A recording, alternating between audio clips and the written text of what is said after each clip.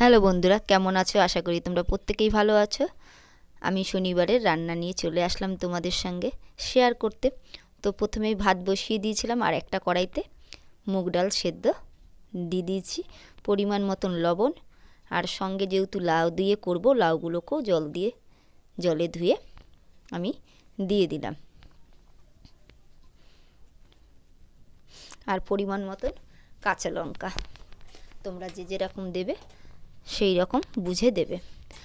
লাউয়ের ডাল, মুগ ডাল বলার কিছু নেই, সবাই পারো করতে, তাও আমি বলে দিচ্ছি যেহেতু আমি আমার নিয়মে করছি। আর তোমরা কেমন করো আমি তা জানি না, অনেকেই বেশিরভাগ ডাল সেদ্ধ দিয়ে করে না, মুগ ডাল ভেজে করে। তো আমি জলের মধ্যে দিয়ে করি, সেদ্ধ করে নিলাম। এবার পরিমাণ মতন জল দিয়ে দিলাম।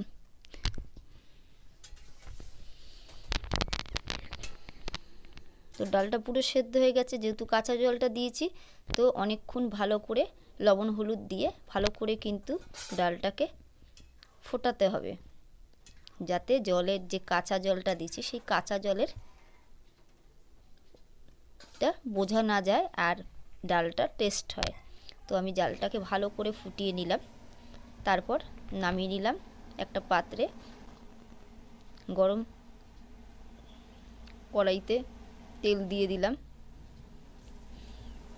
আর একটু সামান্য পরিমাণ শুকনো লঙ্কা আর সাদা জিরা দিয়ে আমি ডালটা ফোড়ন দিয়ে দেব।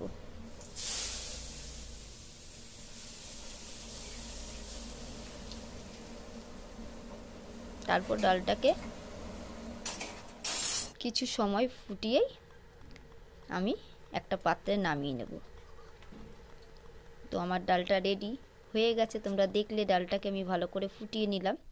ফুটিয়ে নিয়ে আমি একটা পাত্রে নামিয়ে নিচ্ছি। তো আমার কিন্তু ডাল রান্না হয়ে গেল। তো পরে কটা বেগুন থাকবে, সেই বেগুনটা আমি কেটে তোমাদেরকে দেখাইনি, শুধু কড়াইতে ভেজেই দেখিয়ে দিলাম।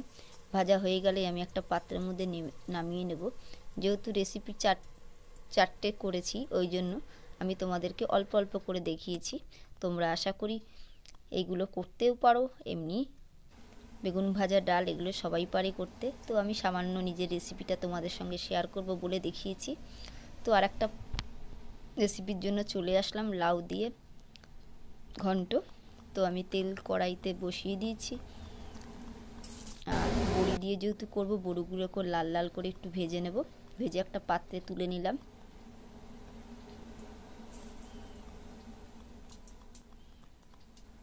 সাদা জিরা ফোড়ন দিয়ে দিলাম। ফোড়ন দিয়ে আমি লাউগুলোকে ছেড়ে দিলাম, তাতে পরিমাণ মতো লবণ, হলুদ আর কাঁচা লঙ্কা দিয়ে আমি ভালো করে নেড়ে চেড়ে ঢাকা দিয়ে দেব।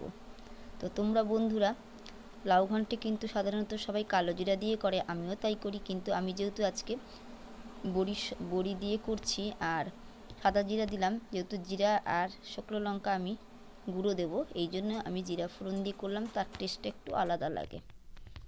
তোমরা এই রান্নাটা করে দেখো, অবশ্যই তোমাদেরও খেতে ভালো লাগবে।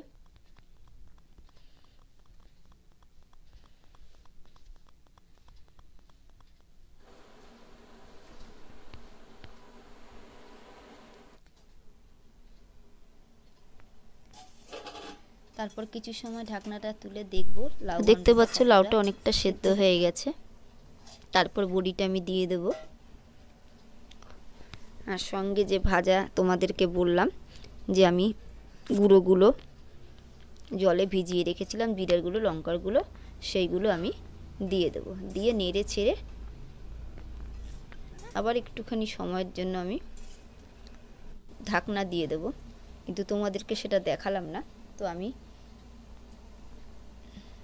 আবার ঢাকনা খুলে অনেকক্ষণ রাখার পরে তারপরে পরিমাণ মতন চিনি দিয়ে আমি লাউ ঘন্টটাকে তোমাদের সামনে তুলে ধরলাম। তো আমার কিন্তু লাউ ঘন্ট হয়ে গেছে।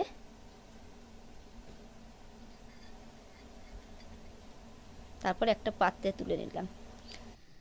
পরের রেসিপি হচ্ছে পুঁই শাক। তো কেটে নিয়েছি পুরো, আর যেহেতু বড়ি দিয়ে করব, তাই বড়িগুলোকে প্রথমে লাল লাল করে ভেজে নিয়েছি। ভেজে নিয়ে একটা পাত্রে তুলে নেব আমি।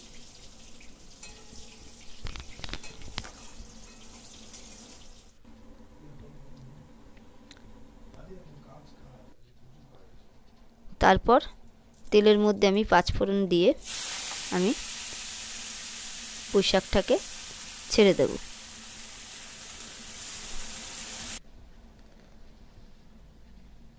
তো সবটাই নিরামিষ, সেই জন্য আমি আজকে রান্নাগুলো তোমাদেরকে এইভাবে অল্প সময় বা অনেকগুলো রান্না করেছি বলে এইভাবে তোমাদেরকে দেখালাম।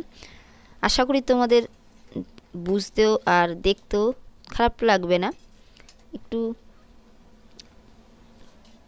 অল্প সময়ের জন্য আমি এরম করে হবে বলেই করেছি।